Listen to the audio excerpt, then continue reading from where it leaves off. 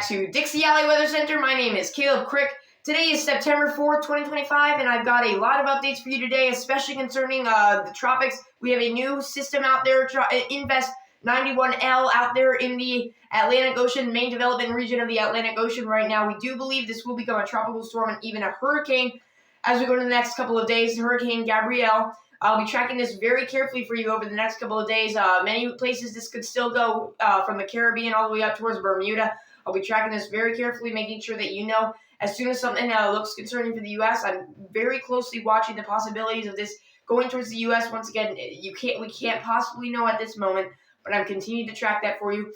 We also have a severe weather threat to talk about today. That's why the lights are green, so let's get right into it. Here's a look at the Day 1 severe weather outlook from the Storm Prediction Center. You can see we have a marginal risk in effect across parts of the north, central parts of the Dixie Alley, parts of Tennessee, central and eastern portions of Tennessee, western portions of North Carolina into the Appalachian Mountains, far northern portions of Georgia, and parts of northern Alabama for some, severe wind gusts in excess of 60 miles per hour. That's some downburst wind gusts with some of these stronger storms.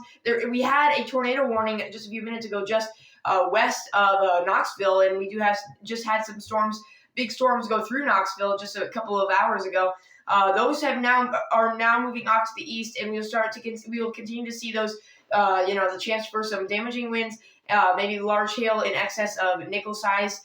For most areas, not expecting anything larger than that in most areas. Maybe chance for a spin-up tornado or two, but not expecting much in the way of tornadoes. Just some, general stronger summertime thunderstorms.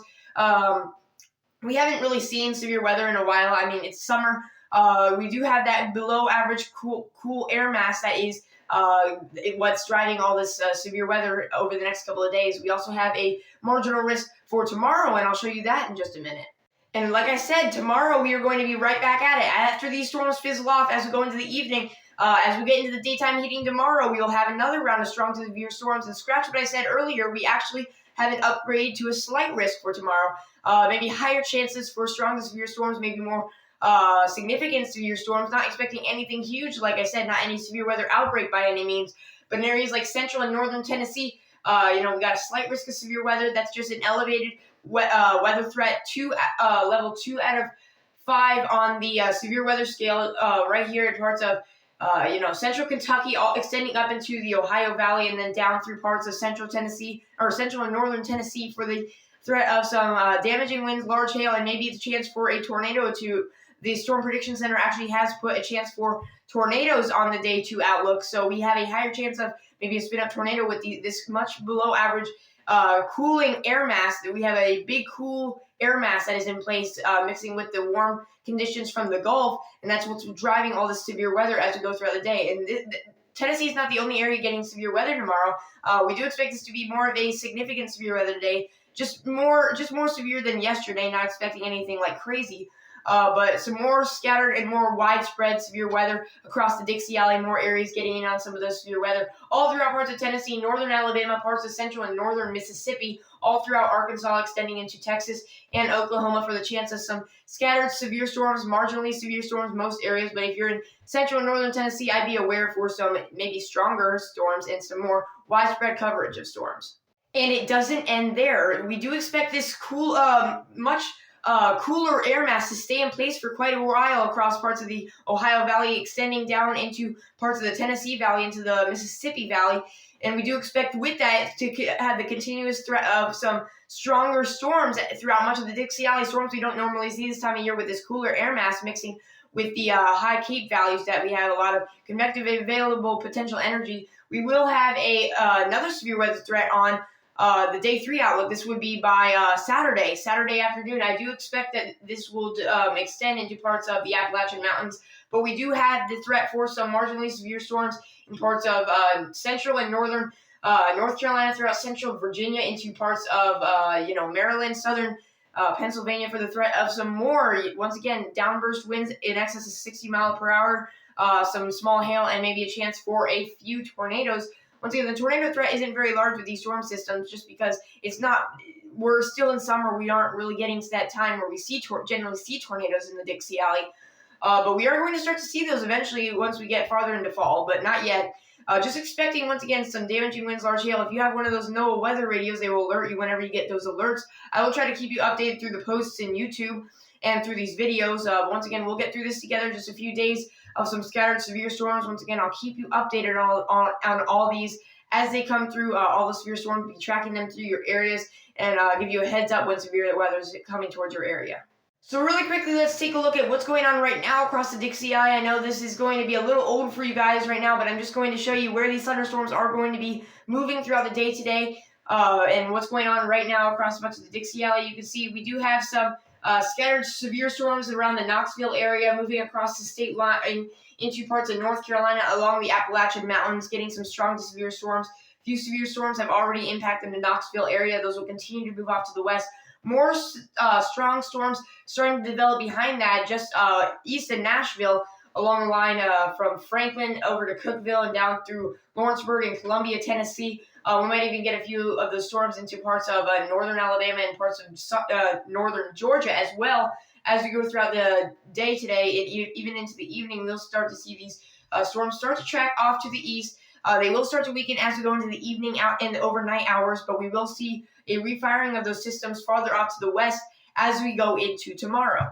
Here's a look at what the radar could look like as we go into the next couple of days. Once again, the severe weather threat does not end here. We have some more severe weather to come. Maybe our biggest day. I expect our biggest day to be Friday, which is tomorrow. As we go throughout the rest of the afternoon, though, we expect these thunderstorms to continue to move off to the east and to weaken as we go into the evening and overnight hours. Maybe a few scattered showers and thunderstorms into the overnight hours, parts of the Carolinas, into the Appalachian Mountains as we go throughout this evening. But we do expect those to fizzle out as we go into the overnight hours and into tomorrow morning. Then we do expect really fast jet stream to move across our area, really fast moving clouds, and a front will start to set up really quickly across this area.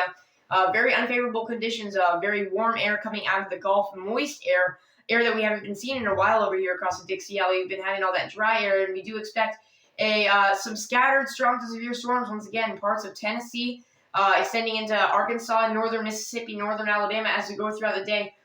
Tomorrow, maybe even a line of storms could form across parts of Tennessee, moving off to the east, more of a significant line of storms than we are seeing today. More widespread severe weather parts of Arkansas into northern Mississippi, a few severe scattered strong to severe storms as well. And once again, same thing as we go throughout the day and even into the evening hours. We do expect that these storms will start to fizzle out. We will still have storms out there.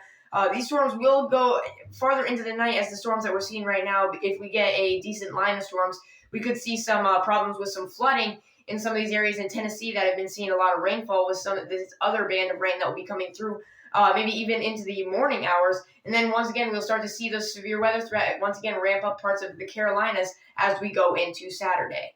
And the severe weather threat isn't all I'm keeping my eyes on right now. We also got to be keeping our eyes very glued to what's going on in the tropics right now. We have this area of development that is rapidly organizing and moving off to the west. We did expect this to make more of a curve farther out to the future, but the every National Hurricane Center update, even this latest one, has moved the track farther west, not as far north as we were hoping, because if this stays more weak for longer and moves into parts of the Caribbean, we have those really warm sea temperatures, really warm temperatures that haven't been used yet this year, that could really be taken advantage of.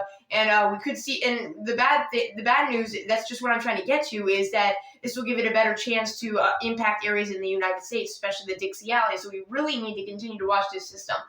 Once again, I wasn't expecting, to have to track this even close to the United States when I first was seeing these outlooks.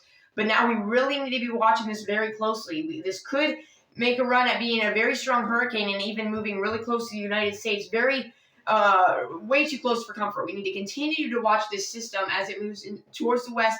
Once again, the track is still very uncertain. It can move up here, curve out to sea, could move over into the Caribbean and even eventually into the Gulf of Mexico. That's a very unlikely scenario, but that is definitely a possibility right now with all these tracks moving further off to the south. We need to continue to watch this.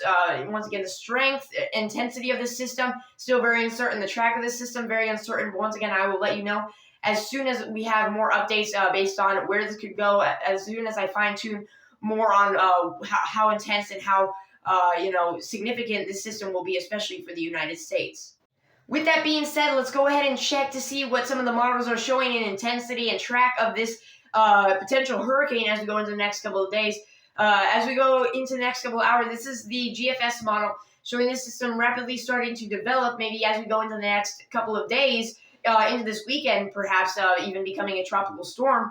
Once again, I'm continuing to monitor this. Once this develops, we'll have more of an idea of where it's going to go, but I'm continuing to watch this very closely. Once again, as we go into the future, by September 10th, this would be by the beginning of next week, the beginning and middle of next week, excuse me. The GFS model is showing us already becoming a pretty big hurricane in the Atlantic Ocean. A pretty small hurricane, but with the intensity pretty big, moving right towards some of the islands over there in the Caribbean. We have to watch those, or watch you guys in the islands to make sure that just see where this is going to be going, because once again, a lot of the tracks are starting to show this now move towards the Caribbean, so we need to continue to watch this. With the GFS model showing this go rip right through the Caribbean, maybe take a sharp turn to the north really quickly.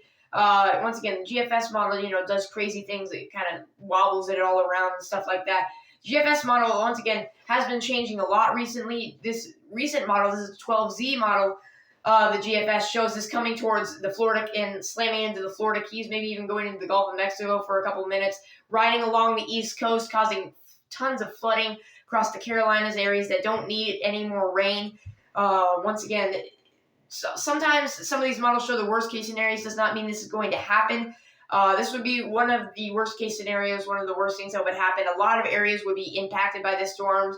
If this happens, areas in the Caribbean, Puerto Rico, towards the Dominican Republic, throughout the Bahamas, Florida, all along the East Coast, up into maybe even Maine, into Canada. A lot of areas would be affected by this storm if it took this track.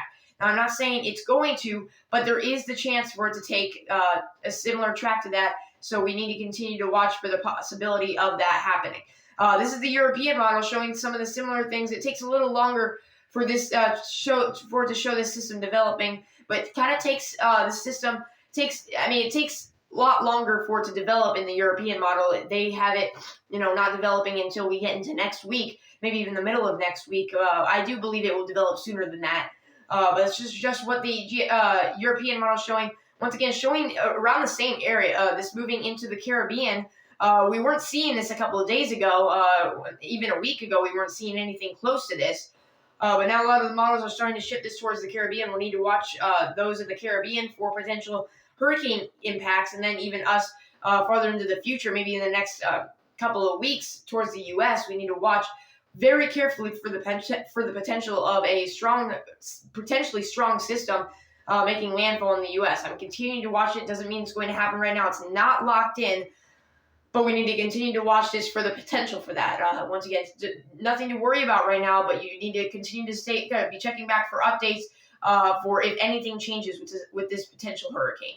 With that being said, that is all the weather info I've got for you today. Thank you so much for tuning in to today's video. Thank you so much for all who have subscribed over the past few days. It means a lot to me.